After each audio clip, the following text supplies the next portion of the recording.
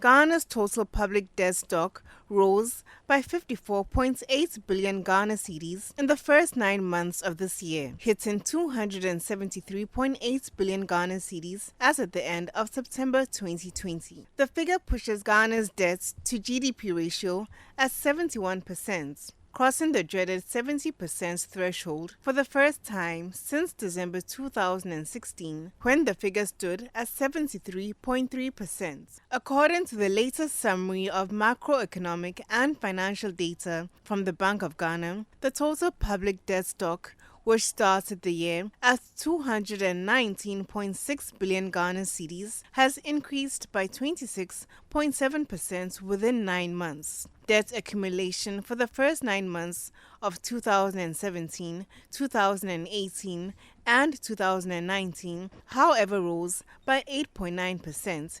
17.2%, and 18% respectively. A breakdown of the debt numbers shows that 138.5 billion Ghana cedis of the debts were secured from outside the country. This is about 35.9% of the total value of the economy. On the other hand, 135.3 billion Ghana cedis was secured locally. This represents 35.1% of GDP. Speaking to City Business News on the developments, Economist with Databank, Martey, outlined some measures governments must adopt to control the country's debt levels. One of the most important is fiscal deficit compression, because the reason why the public debt went so high was because we spent money we didn't have, and so we have to borrow to support that spending. But when you start to compress the deficit, when you start to spend, reduce the excess spending, then there will also be a reduction or a slowdown in the rate of borrowing.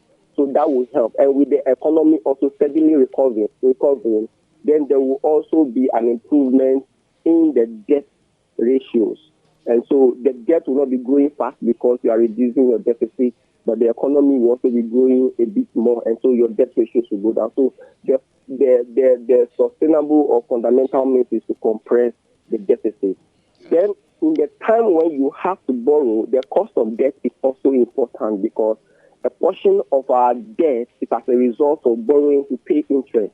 The higher the interest rate, the higher you have to borrow to pay interest. So there's also the need to keep interest rates very manageable.